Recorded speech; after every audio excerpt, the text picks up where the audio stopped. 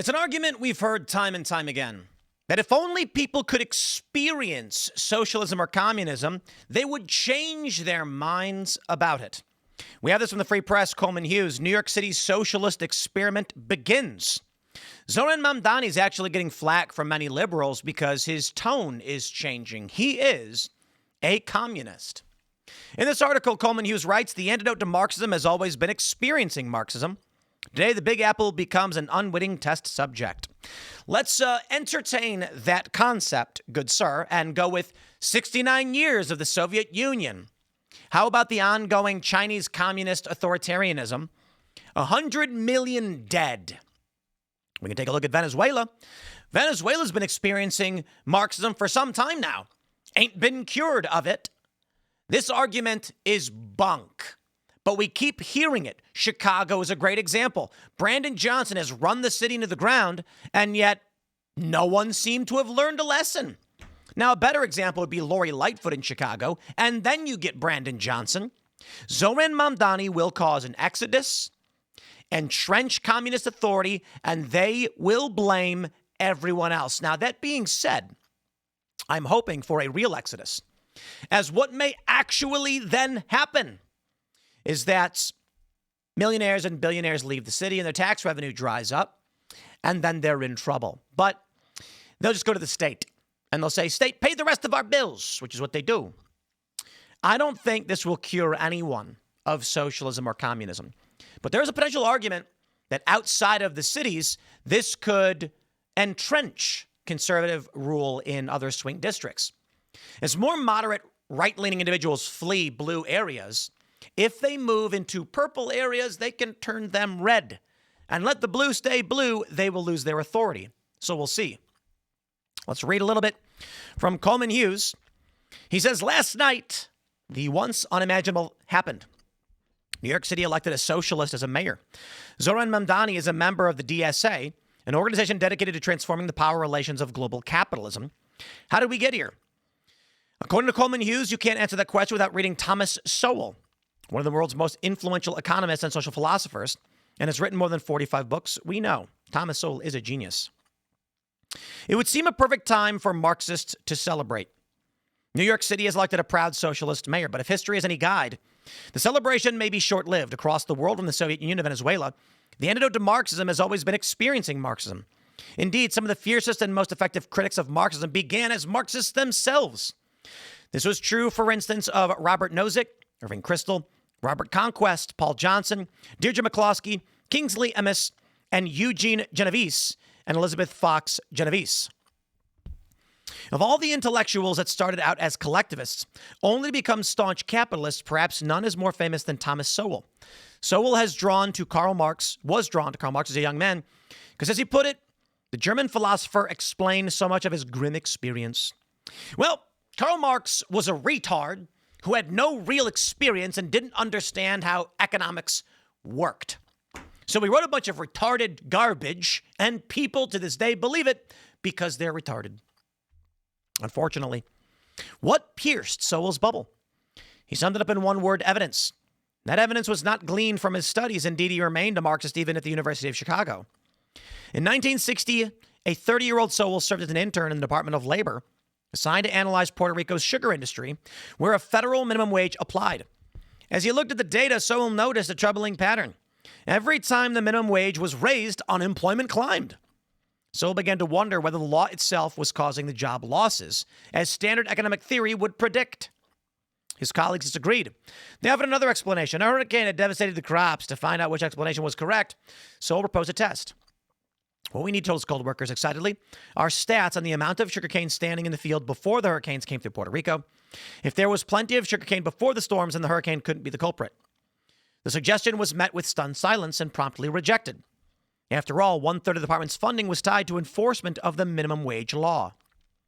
For Sowell, it was a minimum wage office. For the Marx-curious denizens of New York, it may well be Zoran Mamdani's government-run grocery stores, if they even materialize. For the most part, Mamdani voters do not come from deep poverty like Sowell does. Indeed, in the primary, Cuomo outperformed Mamdani with low-income New Yorkers. They do, however, come from a generation that feels, rightly or wrongly, that the American dream is harder for them to achieve than it was for their parents. Many are saddled with college debt and degrees that are worthless to prospective employers, even if their experience is nowhere near as grim as Sowell's. Now, my friends, that brings us to the great socialist experiment. Okay, so what's going to happen? These people who have worthless degrees, who can't find jobs, can't pay the bills, can't buy property, they are not going to accept fault for the mistakes they made. They're going to either blame billionaires and rich people and call them parasites, or they'll blame society. Now, to be fair, I do, to a certain degree, blame society. And I think the boomers, I'm sorry, boomers, largely at fault, begging, go to college, they said. Go to college, they lied. Fortunately for me, I didn't. And I owe much of my success not just to not going to college, but I believe a large component of what made me who I am brought me to not going to college, right? So as a young person, solving my own problems, I could not rationalize how college made sense. Well, the boomer generation begged millennials, go to college, begged them, take out debt, and now they're saddled with debt they can't pay off, and they have no opportunities. The degrees are worthless because a degree never guaranteed success. All it did was make a bunch of indentured servants who are ready to revolt. Unfortunately, for our good friend Coleman Hughes, the cure for Marxism ain't Marxism and never has been. I guess you can argue that Marxism, like cancer, eventually destroys the host. But Venezuela's been Marxist for decades now and ain't nothing changing. It's just in disarray. The cure is chemotherapy. Excising the tumors. It's the only thing that's ever really worked. The Soviet Union buckled under its own failure. North Korea barely gets by, and they're largely propped up by China, protected. And it doesn't work. It literally doesn't work. It's funny, you take a look at the nighttime satellite view of the Koreas, and there's a funny meme where it's like, let's take one country, split it in half between communists and capitalists, and then see what happens. South Korea is developed, beautiful, fat, and happy. Maybe to their own detriment. North Korea is remarkably underdeveloped and starving. Sad, really. Did the people of North Korea learn their lesson for their communist dictatorship? No, they've learned nothing. Many of them have escaped or have tried to. People in East Germany tried to escape as well. Certainly you can argue that everybody knows Marxism is bad when they experience it, but you can't cure it. If the argument is an individual realizes the mistake they've made, sure, but Marxism as a system takes over and ain't nothing you can do to stop it. Well, what I would say is you can't vote your way out. You can vote your way in, but you ain't voting your way out. And we are sliding downhill. I feel like it's ultimately inevitable because what happens is, listen, people want stuff. They want stuff. Everybody wants stuff because you need stuff to live. And we are driven to acquire stuff because stuff helps us live better. So what happens when you don't know how to get stuff? Zoran Mamdani comes along and says, I'll just take it from other people and give it to you. And you're like, well, that's one means of getting stuff. You think there is honor and integrity? I tell you, nay. Nay. Not honor, not integrity, just acquisition. If you go back far enough, you have famine. Do you think a father watching his children starve cares about honor? No, he's getting food for his child. So in a place like New York, where you've got diversity, these people just say, I don't care about you, your system, your city. I will extract every last drop that I can, and I will leave you in ruins, like a virus or a vampire. And that's what you get. Zoran Mamdani will extract whatever he can to enrich himself, burn the city to the ground, figuratively, I might add. Or, I don't know, maybe there's potential for it, literally. And then they'll move on. There is no reality where New Yorkers wake up because the New Yorkers who already know it's bad will flee. Any New Yorker who doesn't like what's going on will flee. And what happens? Venezuela. Why is Venezuela still communist? Because the people who didn't like the communism fled. And they've entrenched the power, and there's no one left to fight back. The only thing that communists have ever understood is conflict. Now, eventually, the Soviet Union buckled under its own weight because the system doesn't make sense and doesn't work and collapsed in itself. We don't have pure capitalism in the United States, but I say it again. This idea that you are going to wake people up and all of a sudden they're going to vote Republican is not going to happen. Probably because the Republicans are also losers as well. Who wants to vote for a spineless loser? Nobody. And that's what the Republicans are. Now, to be fair, there are many Republicans saying, stop dooming about losing elections in blue states.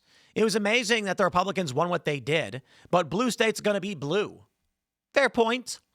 The AG race is pretty terrifying, though, as to what it says of what Republicans can deal with now with Democrats in the AG's office. It's particularly worrying.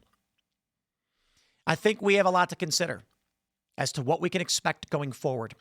But I will not keep playing this game of if only people experience communism, because we had the George Floyd riots. Ain't nobody learned a lesson. We have Brandon Johnson, Lori Lightfoot in Chicago. Ain't nobody learned a lesson. Seattle, Portland, California. Ain't nobody learning any lessons. You could have had Larry Elder in California. No one learned a lesson. No one's going to learn a lesson from New York. Stop pretending. I made this argument before. I was wrong. That maybe if people experience socialism, they'll wake up. Now we realize that's not the case. And the only thing that's going to stop communists is intervention. So I will say this.